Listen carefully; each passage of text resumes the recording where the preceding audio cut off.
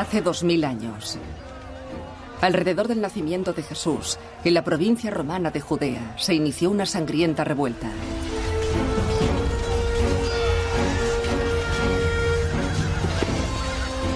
Los judíos luchaban por su libertad.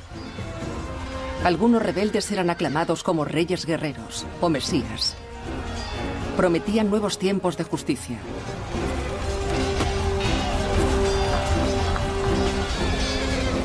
Cuando Roma retomó el control, crucificó a miles de personas. La mayoría fueron olvidados, pero sus esperanzas no morirían. Durante cientos de años, la comunidad judía ha anhelado un mundo justo, un mundo aquí abajo, no en el cielo, sino en la tierra. Un mundo justo y ecuánime dirigido por Dios, como si Dios se sentara en el trono de César.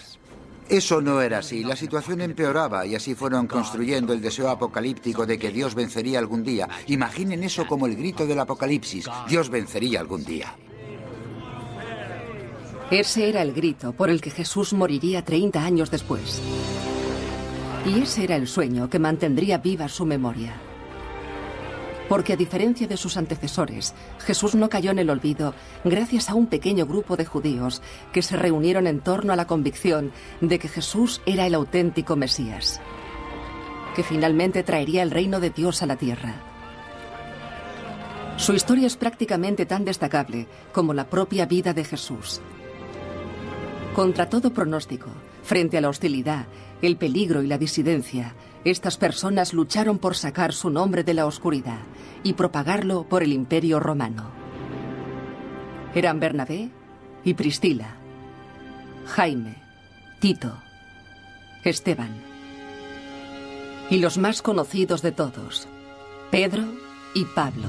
El cristianismo, la piedra y el río.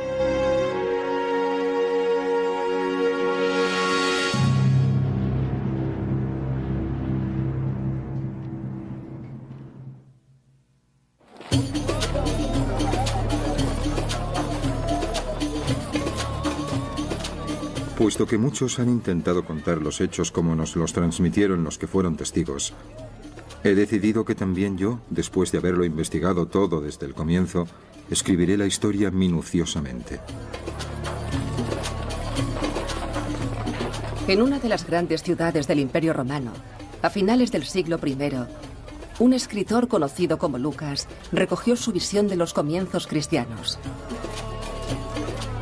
Escribió 2 libros, ofreciendo un relato excitante que se desarrolló medio siglo antes, a la sombra de la Roma imperial.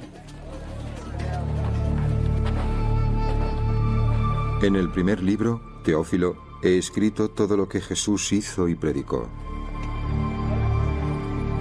Lucas escribió en primer lugar sobre Jesús, un artesano judío de la franja oriental del imperio, que prometía a sus seguidores un reino mayor que Roma, y que murió por tal impertinencia. Pero en el relato de Lucas, Jesús era solo la mitad de la historia, ya que el futuro del nuevo movimiento, Lucas lo sabía, dependía igualmente de aquellos que vinieron después, de ese puñado de seguidores que arriesgaron todo para anunciar una visión que se podía haber perdido de boca en boca. Lucas es el único escritor evangélico que narra sus luchas. Es una inestimable fuente sobre los hombres y las mujeres que consagraron sus vidas a Jesús. Sin embargo, advierten los eruditos, la historia de Lucas se debe leer con atención. Lucas tiene una nota al comienzo que dice: escribo esto porque he realizado una detallada observación de los hechos y quiero contaros la historia verdadera. Dijo, hay muchos que quieren contarme la historia, pero yo quiero contaros la historia verdadera. Así que ya sabemos, incluso si no disponemos de otras pruebas, sabemos que hay otras versiones por ahí. La gente ha contado otras historias. Probablemente han dado otras interpretaciones a las cosas. Él va a dar su interpretación de los hechos. Esto es lo que dice. Y eso debe influirnos en cómo leamos su obra. Leer entre las líneas de Lucas es solo un reto en la reconstrucción de estos años cruciales. Era una época combativa. Las fuentes eran escasas. La mayoría, como la de Lucas, se escribieron posteriormente. Y mientras que las líneas de los hechos son visibles, las verdades son más difíciles de distinguir. Es como mirar a un campo de fútbol con barro el día después del partido y mirar las marcas en la tierra e intentar imaginar qué secuencia de jugadas han ocurrido en el partido. Es muy, muy difícil y debemos emplear mucho tiempo en especular.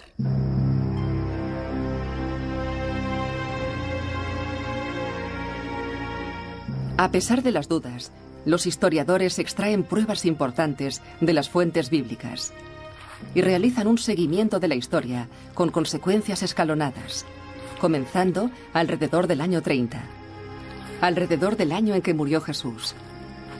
Y como Lucas cuenta, un hombre y algunas mujeres leales comenzaron el proceso de enterramiento y el duelo. Había un hombre justo y bueno llamado José, que estaba esperando el reino de Dios. Se acercó a Pilatos y le pidió el cuerpo de Jesús. Tras bajar el cuerpo, lo envolvió en una sábana y lo colocó en un sepulcro tallado en la roca en el que nadie había yacido antes. Las mujeres de Galilea prepararon los aromas y los ungüentos. Lucas dice que este puñado de seguidores se comportaron respetuosamente. Pero algunos de los amigos más cercanos de Jesús estaban visiblemente ausentes. Leví, el recaudador de impuestos, no está presente. Tampoco Jaime, el hijo de Zebedeo, ni su hermano Juan, ni ningún otro de los apóstoles conocidos. Aunque lo más chocante de todo es la ausencia de Simón Pedro.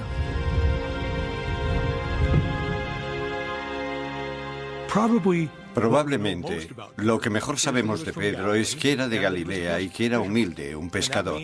Eso significa que es rudo, listo y con los pies bien puestos en la tierra.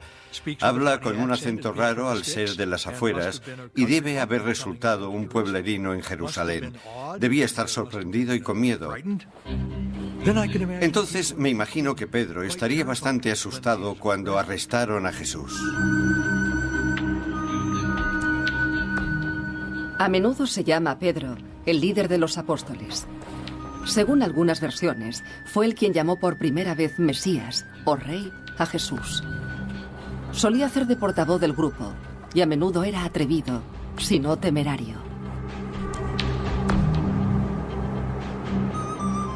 Pero en las horas siguientes a la crucifixión, Pedro y sus compañeros se perdieron de vista, probablemente destrozados por la derrota del líder. En el siglo I todo el mundo sabía que un Mesías crucificado era un Mesías derrotado. Y admitámoslo, había muchos revolucionarios judíos aspirantes a Mesías, personajes proféticos en ese periodo, y casi todos ellos morían de forma violenta. Y cuando eso ocurre te enfrentas a una posibilidad. Si eres alguien como Pedro, es decir, una especie de mano derecha en ese movimiento, es posible que acabe siendo otro líder, que seas un nuevo Mesías, un profeta al que seguir.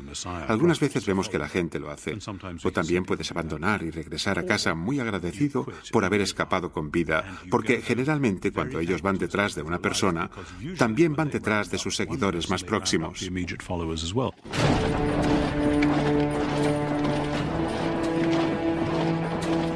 Ellos eran las fuerzas del Imperio Romano, y en Judea su poder era desalentador. Roma había conquistado la zona hacía casi un siglo, y aunque solía confiar en los sumisos gobernantes locales para mantener el orden, las tropas romanas siempre estaban preparadas para intervenir. Especialmente durante las festividades en que los peregrinos judíos inundaban la ciudad. A los primeros signos de conflicto se aplicaban duras represalias.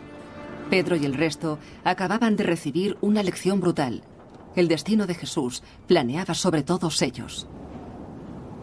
La crucifixión era una práctica romana habitual. 2000 por aquí, otros 500 por allí. Y Roma no era excesivamente discriminatoria sobre a quién crucificaba. Fueras un rebelde, fueras un ladrón, si estimaban que eras un peligro para el Estado. Roma no tenía remordimientos para matarte. De hecho, Roma consideraba la crucifixión como una forma de publicidad. No hagáis lo que hizo la persona que está en la cruz o acabaréis en iguales circunstancias. Para mí, lo más asombroso sobre las historias de la crucifixión era que las mujeres se quedaran, porque sabemos por fuentes romanas que también podrían haber sido crucificadas.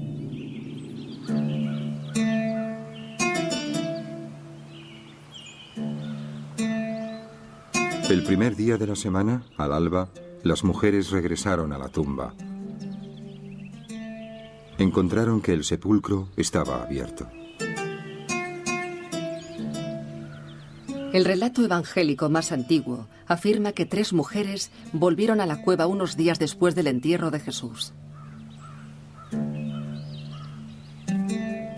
Los relatos de lo que presenciaron se han transmitido durante 2 milenios. Decían que la tumba estaba abierta. El cuerpo de Jesús desapareció. Y un ángel dijo a las mujeres que buscaran a Jesús en Galilea, en el campo donde nació Pedro, donde se encontró por primera vez con Jesús solo unos años antes.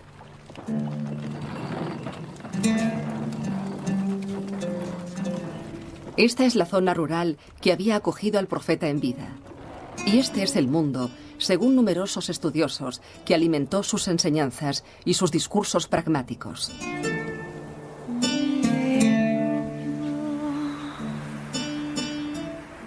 El reino de Dios es como una semilla de mostaza, la semilla más pequeña. Pero cuando cae en tierra labrada, crea una gran planta y se convierte en refugio para los pájaros del cielo.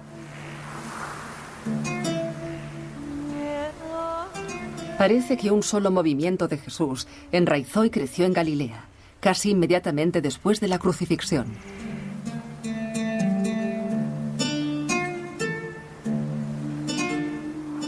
No llevéis bolsas ni sandalias.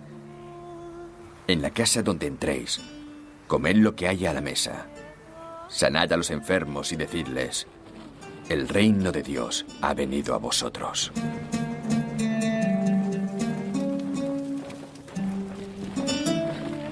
La pobre e itinerante gente de Galilea mantuvo vivo a Jesús por medio de la palabra. Repitieron su mensaje de compasión y cura de sus vidas marginales. Y transmitieron sus palabras a gente que nunca las había oído del propio Jesús.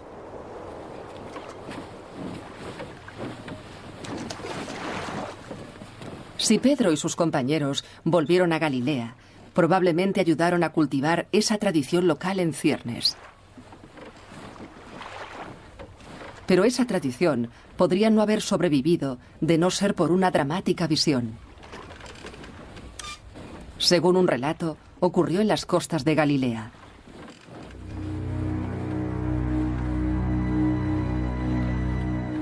Allí estaban Simón Pedro, Tomás, Natanael, los hijos de Zebedeo y otros 2 discípulos de Jesús. Simón Pedro dijo, voy a pescar. Y ellos respondieron, iremos contigo.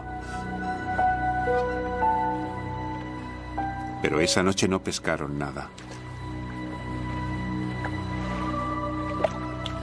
Justo al amanecer, Jesús apareció en la orilla.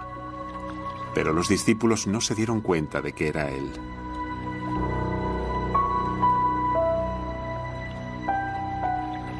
El discípulo al que amaba Jesús le dijo a Pedro, ese es el Señor.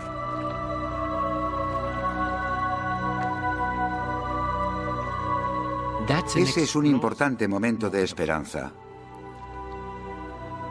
Jesús había sido crucificado, no linchado, sino oficialmente, legalmente crucificado. Es decir, ejecutado por el Imperio Romano. Podría parecer que si Dios había permitido que crucificaran a Jesús, que entonces quizás Dios estuviese en el lado de Roma, quizás Dios estaba de acuerdo con este juicio para Jesús. Pero haber presenciado al Jesús resucitado significa indudablemente que Dios está todavía con Jesús y que, por lo tanto, Dios y Roma están enfrentados. Fue una visión tambaleante y condujo a una emocionante conclusión. Si Jesús había resucitado, si Dios y Roma estaban enfrentados, Entonces, la era del Apocalipsis había comenzado. Las profecías antiguas lo habían afirmado y siglos de esperanza aplazada habían alimentado el sueño. Estaba sucediendo ahora, creían. El mundo estaba a punto de ver que Dios, no César, gobernaba a los seres humanos de todo el mundo. Por fin amanecía el reino de Dios. El hecho que parece que volvió a reunir a los apóstoles es su percepción de que Cristo había resucitado. Para los cristianos, 21 siglos después, esto parece una clase de suceso espiritual, algo con significado religioso. Pero para estos judíos del siglo I, que habían seguido a Jesús de Nazaret, el suceso tuvo una importancia histórica inmediata. No lo piensan en términos de metáforas moralistas, lo piensan en términos de realidad histórica. Dios va a intervenir en la historia. En un momento, los devastados seguidores de Jesús volvieron a sentir la confianza y el objetivo. Si el reino de Dios estaba en camino, se debían preparar y debían alertar a otras personas de que Jesús no estaba muerto, sino vivo, que la crucifixión no era una tragedia, sino una victoria. Este breve, aunque incisivo mensaje sería un llamamiento para un nuevo movimiento dentro del judaísmo, un movimiento de Jesús. Y como Pedro y el resto pronto aprenderían, ese mensaje también los situaría en una posición enfrentada con las fuerzas del imperio, e incluso entre ellos mismos. La fe resucitada.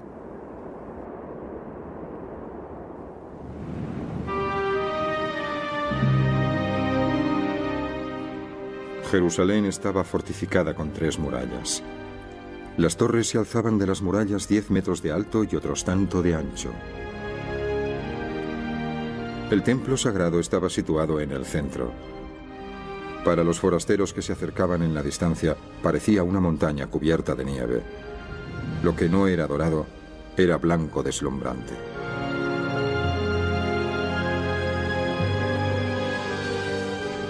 El escritor antiguo Josefo describe Jerusalén como una ciudad sin igual. Era el centro del antiguo judaísmo. Albergó el lugar más sagrado para los judíos de todo el mundo, el Gran Templo. Fundado en un lugar escogido por el propio rey David, el templo atraía a peregrinos de todo el imperio. Y después de haber visto al Jesús resucitado, atrajo a sus fortalecidos seguidores. Porque si el reino de Dios iba a llegar a la tierra, primero llegaría a Jerusalén. Pero Jerusalén no era solo un centro religioso, era una ciudad dominada por el Imperio Romano. Y su turbulenta historia la convirtió en un trono en el lado de los administradores romanos. Unos 20 años antes, Roma había aniquilado todo rastro de independencia judaica. La casa real judía de Herodes había desaparecido y los gobernantes romanos tomaron el control directo.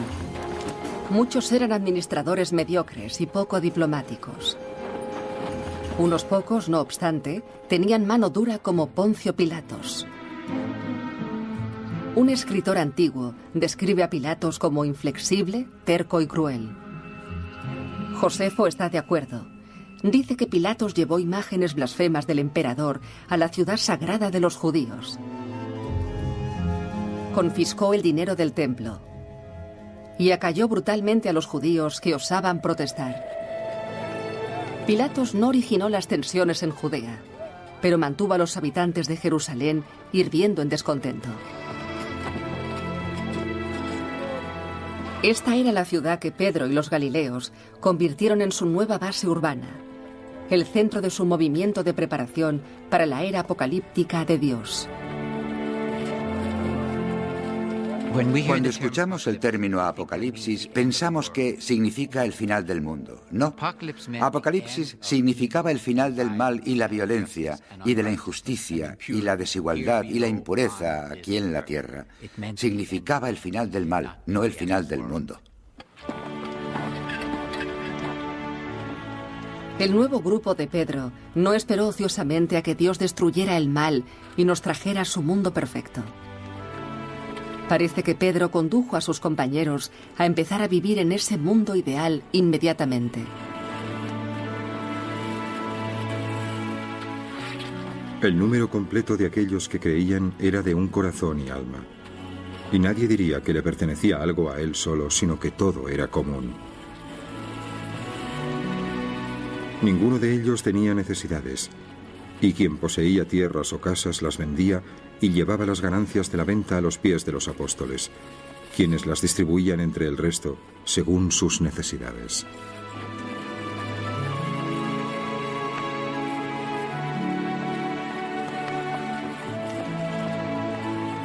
Como Lucas cuenta, Pedro construyó una sociedad modelo dentro del extraño y nuevo enclave de la ciudad. Creó un sistema de vida comunal, bienes compartidos, ayuda mutua. Este estilo de vida radical no era exclusivo en el siglo I, pero era un indicio más de que Pedro y sus compañeros esperaban presenciar las profecías antiguas durante su vida.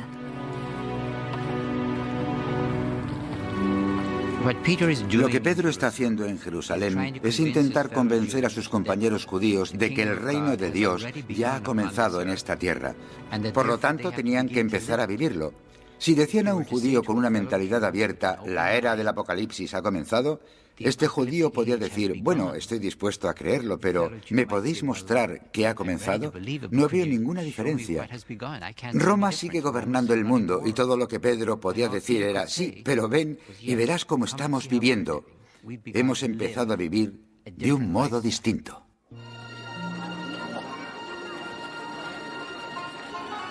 Su modo de vida podría haber impresionado a los judíos pobres de Jerusalén. Pero los conversos no eran una prioridad para Pedro en un primer momento. De hecho, no ofrecía nada a lo que convertirse, por lo que Pedro y sus seguidores continuaron con el judaísmo. Conservaron las leyes alimentarias judías y honraban las festividades judías como la Pascua judía y algunos días después la fiesta de Pentecostés. De hecho, el grupo de Jerusalén de Pedro podría haber pasado desapercibido de no ser por un extraño suceso acontecido durante el primer Pentecostés tras la muerte de Jesús.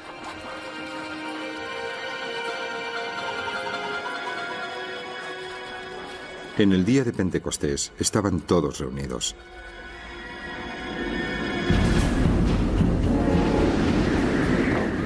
De repente del cielo se escuchó un sonido como un fuerte viento. El viento inundó toda la casa en la que se encontraban. Todos se inundaron del Espíritu Santo y empezaron a hablar en diferentes lenguas. Eran judíos que habitaban en Jerusalén, hombres piadosos de todas las tribus de la tierra. Al escuchar este sonido, se formó una multitud que estaba confusa. Perplejos pero sorprendidos, maravillados. Fijaos, ¿no son todos los que hablan de Galilea? ¿Qué significará esto? Otros se burlaban y decían, están llenos del nuevo vino. La historia de Pentecostés que cuenta Lucas es solo una historia extraordinaria y muy peculiar. Escuchan a los discípulos hablar en lo que hoy llamaríamos hablar en otros idiomas. Es una manifestación sorprendente del Espíritu que aún hoy podemos observar en las iglesias pentecostales, donde la gente habla en varios idiomas. Y si no se ha presenciado, no se puede entender la fuerza que llegan a transmitir. ¿Podría arrastrar a una multitud? Definitivamente. ¿Pensaría la gente que los participantes estaban locos? Probablemente muchos de ellos lo estaban, pero otros dirían que están hablando en el idioma de los ángeles. Eso debe ser divino, la verdadera profecía. Deben poseer la teología correcta. Otros también pudieron pensar eso. La historia de Pentecostés se suele señalar como el inicio de la Iglesia cristiana, pero también contiene una nota nefasta. Puesto que en el clima del antiguo Jerusalén Donde los cautos habitantes recordaban demasiado bien cómo los mesías podían traer represalias generales, Pedro y sus llamativos seguidores seguramente provocarían inquietud. Proclamar un Mesías, proclamar una era mesiánica, era realizar una queja política, y los judíos de Jerusalén especialmente reconocían que estaban bajo ocupación romana y sabían que el César no quería ninguna competición con su gobierno. Proclamar un nuevo rey significaba que sus propias vidas correrían peligro, porque las tropas y los gobernantes de Roma no quieren ningún rey excepto el César. No existe certeza sobre cuándo y por qué se originó el primer problema con el movimiento de Jesús de Jerusalén. Pero según Lucas, los problemas comenzaron no mucho después de que el grupo comenzara a atraer a nuevos seguidores. Lucas escribe que uno de ellos, un hombre llamado Esteban, causó confrontación al declarar públicamente su reverencia por el ejecutado Jesús. Este nuevo miembro, comenta Lucas, enfureció a algunos de sus oyentes de Jerusalén. Agitaron a la gente, a ancianos y a escribanos. Quienes lo encontraron, lo arrestaron y lo llevaron ante el consejo. Presentaron a un falso testigo que dijo: «Este hombre realiza afirmaciones contrarias a este lugar sagrado y la ley». Entonces lo expulsaron de la ciudad y lo apedrearon. Esteban fue apedreado hasta la muerte. La crisis vino poco después. Según la narración de Lucas, un ferviente joven judío llamado Saúl estaba al frente de una purga comunal. Trabajando a instancias de las autoridades religiosas de Jerusalén, Lucas afirma que Saúl persiguió a los seguidores de Jesús y causó estragos en el pequeño grupo de Pedro. Ese día empezó una gran persecución contra la asamblea de Jerusalén y todos se dispersaron por el campo excepto los apóstoles. Saúl estaba aniquilando la iglesia. Entraba en todas las casas y encarcelaba tanto a hombres como a mujeres.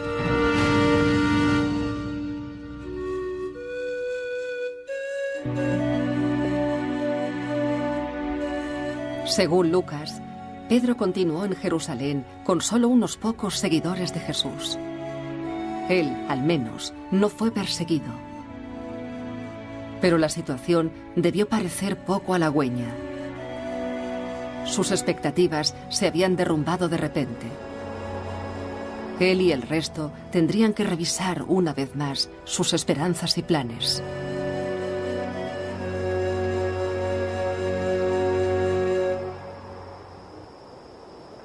La fe dispersa.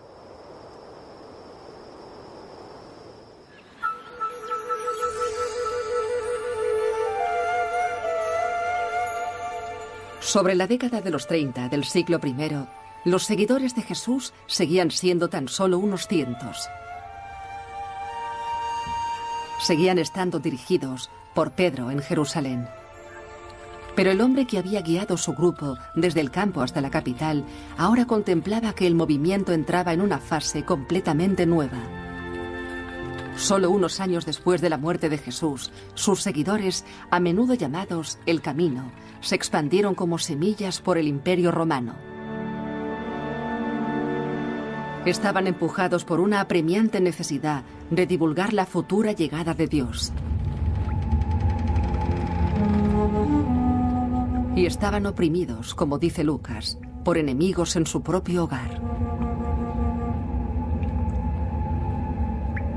Saúl, todavía exhalando amenazas y muerte contra los discípulos del Señor, se dirigió al alto sacerdote y le pidió cartas para las sinagogas de Damasco, para que en el caso de encontrar a miembros del camino, poder traerlos de vuelta a Jerusalén encadenados. Lucas afirma que Saúl, tras lanzar esfuerzos para eliminar a los seguidores de Jesús en Jerusalén, ahora se preparaba para perseguirlos en la cercana ciudad de Damasco. Saúl no confirma todas las quejas de Lucas, pero reconoce que reprimió fuertemente al nuevo y llamativo movimiento judío. Perseguía con ímpetu la Asamblea de Dios y la estaba aniquilando. Estaba promoviendo el judaísmo entre mis compañeros, puesto que era mucho más celoso de las tradiciones de nuestros antepasados.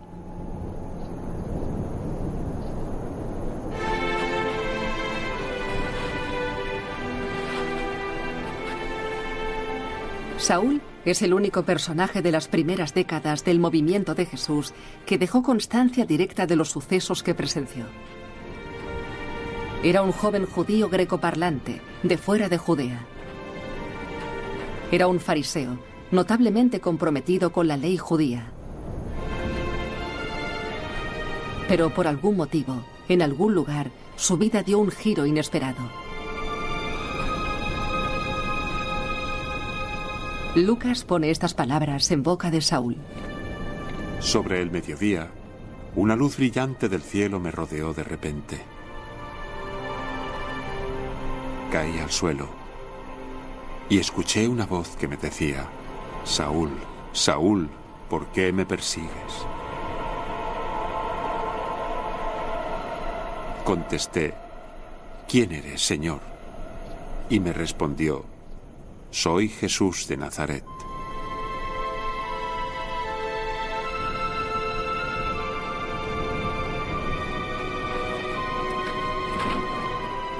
Creo que la conversión de Saúl de Tarso, a quienes conocemos como Pablo el apóstol, tuvo que ser uno de los puntos de inflexión de la historia, de la cultura occidental y de todo lo demás. Pablo se da cuenta de que Jesús está vivo, de que las historias sobre su resurrección eran verdad y de que él, por lo tanto, era el Mesías, y de que, por lo tanto, él, Pablo, había ido en la dirección incorrecta.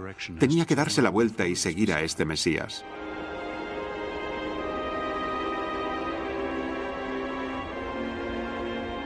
Fue un momento determinante que sería un punto de inflexión en la historia del movimiento de Jesús. Aunque los sucesos que siguieron a la Epifanía son oscuros. Pablo dice que fue a los desiertos de la actual Jordania. Allí parece que Pablo alimentó la idea de que tenía una misión especial, que le había visitado Jesús no solo por su propia salvación, sino para difundir las noticias de su resurrección tan rápido y tan lejos como fuera posible. Cuantos más lo escucharan, más se salvarían.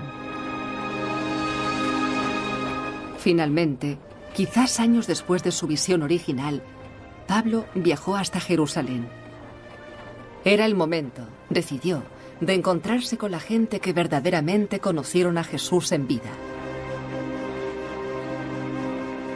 Sospecho que cuando Pedro y el resto supieron que Saúl estaba en la ciudad, debieron experimentar emociones muy diversas.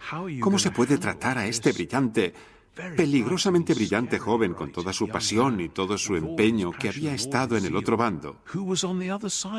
Es parecido a lo que ocurre en equipos deportivos importantes, cuando alguien se traslada de un equipo al otro y la persona que estaba luchando contra ti una temporada va a estar contigo.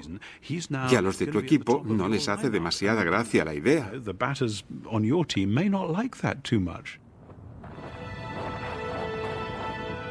Cuando llegó a Jerusalén, intentó unirse a los discípulos, pero todos le temían. No se creían que fuese un discípulo. Ni Lucas ni Pablo cuentan lo que sucedió en ese primer encuentro.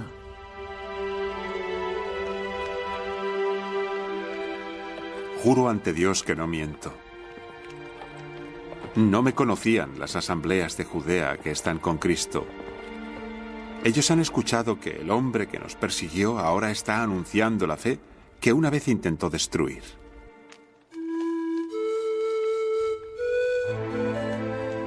Tan solo podemos imaginar la agitación que causó Pablo. No solo había perseguido a los primeros seguidores de Jesús, sino que había representado todo lo que no eran. Pedro no tuvo una educación formal. Se ganaba la vida con sus manos y hablaba con acento de campesino. Pablo, por otro lado, era relativamente refinado. Había nacido en una acomodada familia de fuera de Judea. Recibió una educación basada en el pensamiento griego, además del judaísmo religioso. Pero de algún modo el encuentro ocurrió. Quizá Pablo preguntó sobre las enseñanzas de Jesús. Quizá Pedro relató sucesos de la vida de Jesús. Contara lo que contara, Pablo convenció a aquellos que una vez pensaron que no era sincero.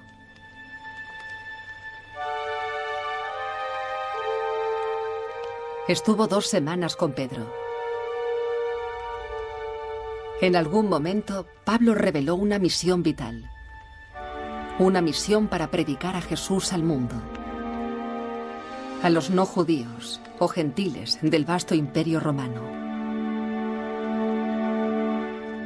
Más aún, Pablo declaró que era el elegido para esa misión por Dios. Pablo, sin siquiera conocer a Jesús, ahora parecía exigir mayor autoridad que los compañeros más cercanos de Jesús.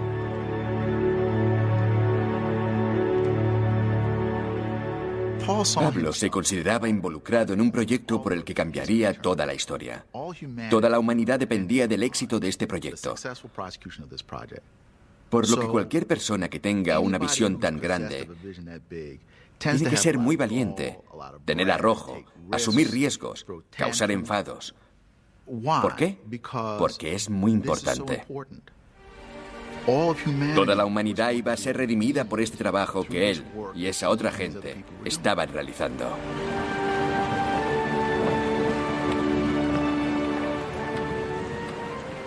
La visión de Pablo era sobrecogedora. La tarea que se propuso inmensa. Los obstáculos desalentadores. Ya que en el siglo I, la magnitud de Roma y su diversidad deslumbraría a cualquier observador de la época. El imperio y la autoridad de Roma han ocupado todo el mundo.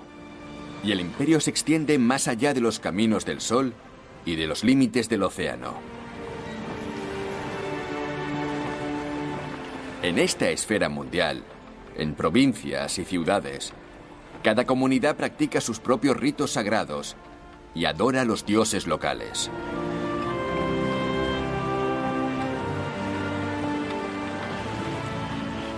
Desde Turquía hasta España, desde Bretaña hasta Egipto, Roma había conseguido más territorio que cualquier otro imperio anterior.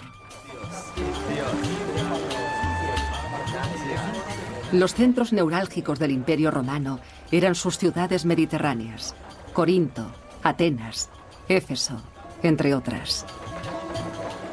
Estas ciudades habían acogido antes un imperio griego y conservaban la cultura helena.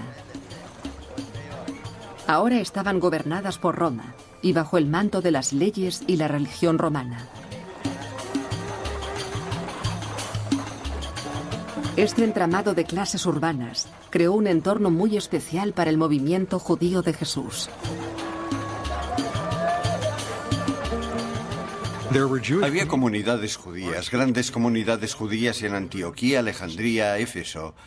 Estas comunidades judías eran poco habituales en el Imperio Romano. No solo eran religiosas, no solo era una religión, sino grupos étnicos, y los romanos les habían concedido cierto grado de autogobierno en sus comunidades. Eso puso celosos a algunos gentiles. Los celos pudieron causar relaciones delicadas en estas comunidades mixtas. La violencia antijudía siempre era posible. Pero los gentiles también tenían reacciones positivas hacia el judaísmo. El Dios judío sedujo a muchos. Algunos se convirtieron formalmente al judaísmo. Algunos abandonaron sus dioses tradicionales. Pero los no judíos eran visitantes habituales en las sinagogas a lo largo del siglo I.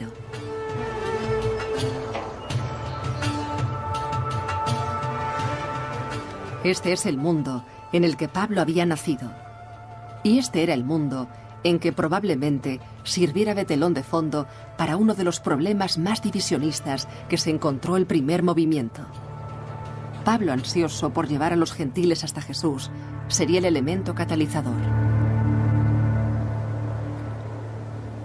La fe fragmentada.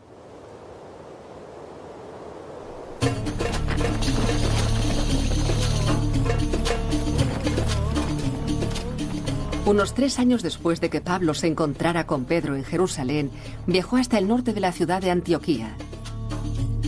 Ubicada en la actual Turquía, Antioquía era el centro del poder romano de la región.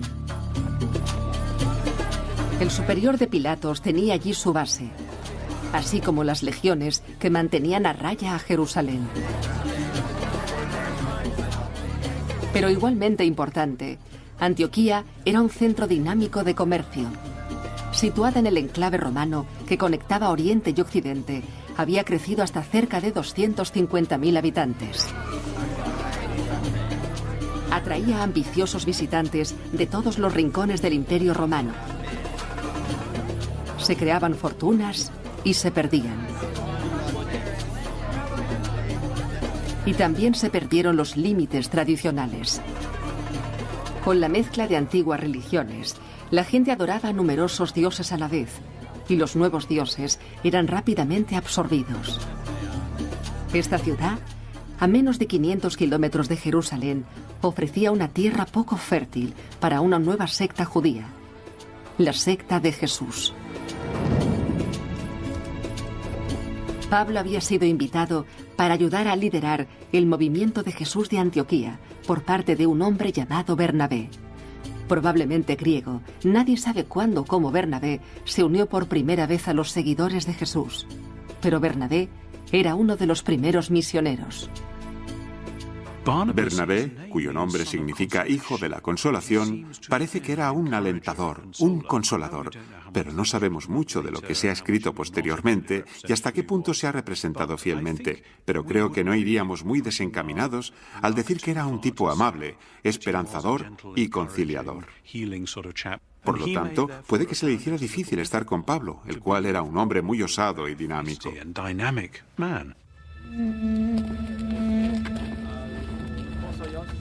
Bernabé y Pablo predicaron principalmente en sinagogas. Allí, incluso los gentiles del público tenían conocimiento de las profecías antiguas de la llegada de un Mesías judío. Pablo y Bernabé hicieron de esto su punto de inicio. Pero el Mesías no iba a venir un día, anunciaban, iba a venir ahora. Y cuando llegara, el reino del César tendría los días contados. Solo se salvarían aquellos con fe. Entonces, este es el fin. Cuando entregue el reino a Dios Padre, cuando haya abolido a todos los gobernantes y a toda la autoridad y poder. Este era el mensaje básico. Pero Pablo y Bernabé dieron otro arriesgado paso. Los dos misioneros afirman que para salvarse, los conversos gentiles debían abandonar a los dioses de Grecia y Roma. Debían honrar al Dios judío únicamente.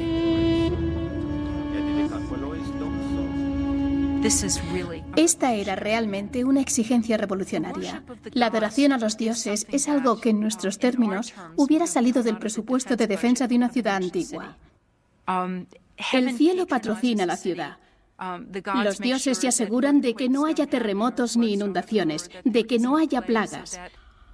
Todos esos conceptos que la piedad tradicional, que los gentiles, los paganos de la ciudad, consideraban necesarios para el bienestar de la ciudadanía.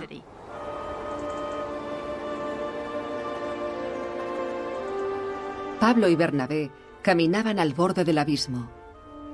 Se arriesgaron a ofender a la amplia mayoría de las gentes que le rodeaban y que adoraban a varios dioses. Pero en Antioquía, al menos, parece que encontraron escasa resistencia.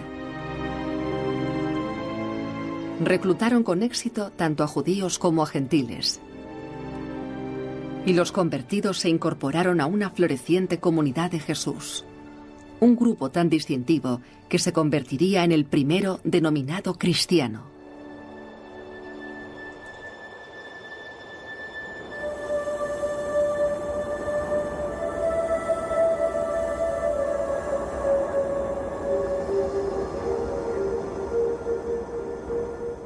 Pablo y Bernabé pasaron casi una década convenciendo a la gente de Antioquía de que el reino de Dios estaba cerca. Pero a pesar de sus éxitos, se encontraban con un problema. Año tras año, el reino de Dios seguía sin llegar. A pesar de la convicción y el carisma de Pablo, algunos de los conversos se debieron preguntar por qué. En las primeras cartas de Pablo hay un sentido de urgencia porque está convencido de que Cristo va a regresar. El día del juicio iba a ser la semana que viene. Pero Jesús no regresaba y el tiempo seguía pasando. Así que el mensaje necesitaba unos reajustes y Pablo, como buen apóstol que era, lo reajustó. Se percató de que todo el mundo necesitaba ser evangelizado. Eso iba a llevar tiempo. ¿Qué explica el retraso entonces? En parte, la gracia de Dios al permitir a Pablo y a sus seguidores reunir el número completo de gentiles antes del final de la era.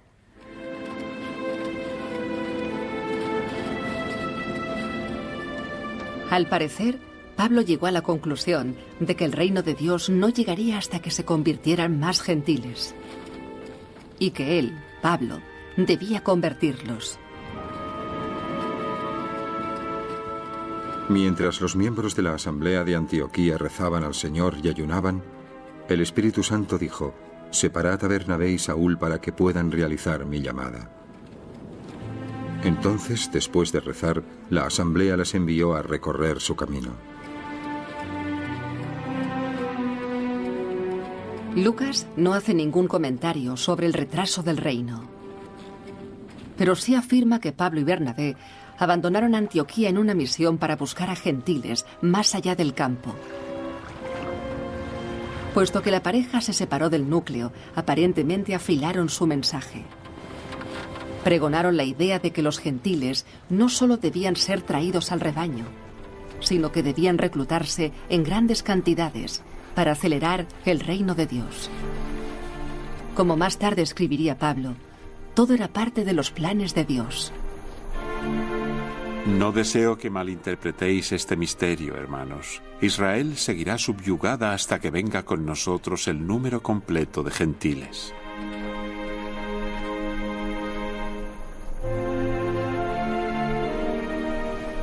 Empujado por la urgencia de su misión, Pablo y Bernabé viajaron cientos de kilómetros por peligrosos caminos y costas. A través de las tierras de la Grecia y Turquía actuales, predicaron su mensaje de salvación inminente. Y parece que promovieron un programa de caridad y ayuda comunal. La mezcla tenía un gran atractivo. Pero la vida en el siglo I era a veces violenta. Crímenes, enfermedades, incendios y hambre eran peligros constantes. Y la inmensa mayoría de la población vivía al filo del desastre.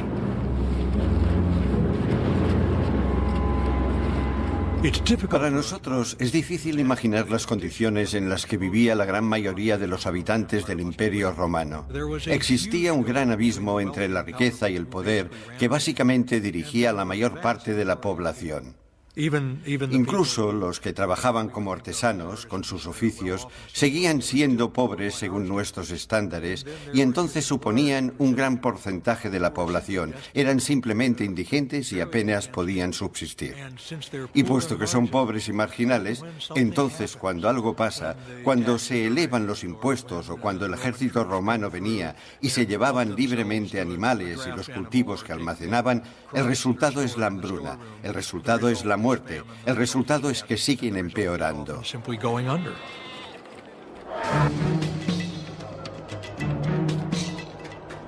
Una vez que un viajero vino a la ciudad de Aspendo, vio a gente comiendo pienso de los animales que se vendían en el mercado y todo lo que encontraban. Porque los magistrados habían robado todo el grano para venderlo.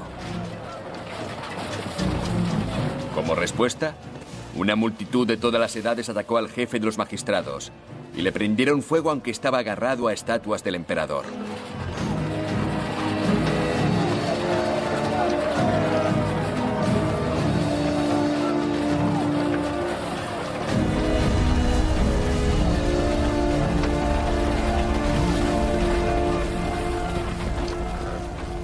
La brutalidad nace de la desesperación, y la gente desesperada a menudo se unía al movimiento de Pablo y Bernabé.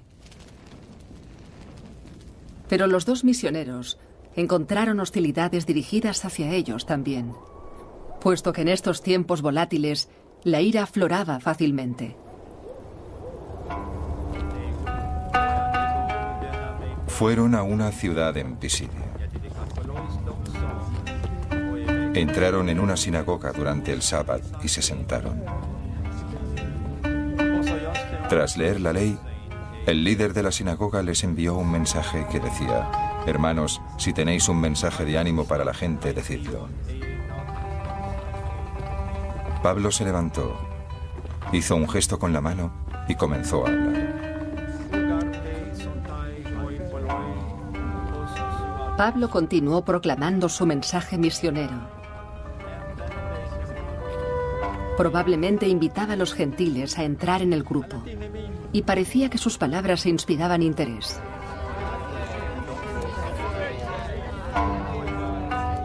Pero cuando Pablo y Bernabé abandonaron la ciudad, dice Lucas que una multitud mixta de judíos y gentiles se reunieron alrededor de ellos. Algunos empezaron a increpar a los dos misioneros. Pablo y Bernabé tuvieron que salir de la región.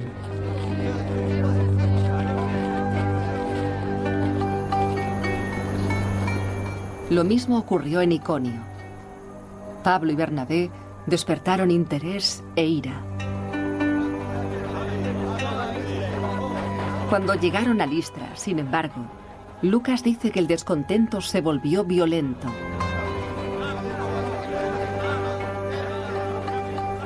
Lucas afirma que muchos judíos estaban furiosos por el enfoque liberal de Pablo sobre los conversos no judíos.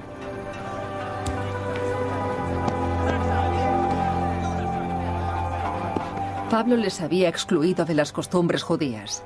Los compañeros judíos de Pablo también podían temer que, al atraer a los conversos de sus dioses paganos, Pablo habría encendido una comunidad pagana más grande.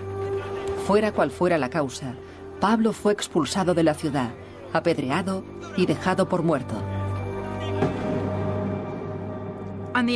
Según las propias cartas de Pablo, este ponía furioso a otros judíos.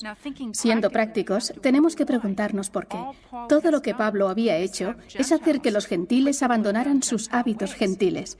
Me refiero a que Pablo consiguió que los gentiles dejaran de adorar a sus ídolos, que se comprometieran exclusivamente con el Dios de Israel.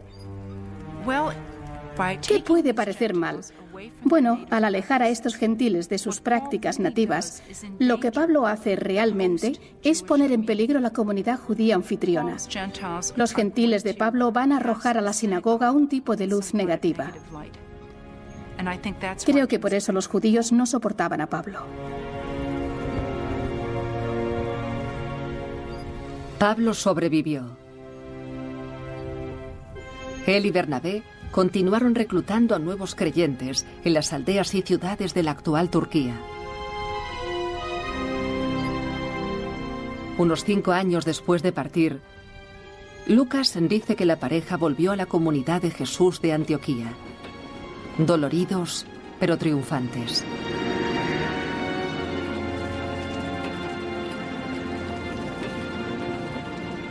El sentimiento de victoria, sin embargo, no duraría mucho. En Antioquía, en la primera de las congregaciones estables de Pablo, los argumentos sobre cómo integrar a los gentiles sumergirían a Pablo en su mayor drama personal y empujaría a la comunidad de Jesús hacia un cisma devastador.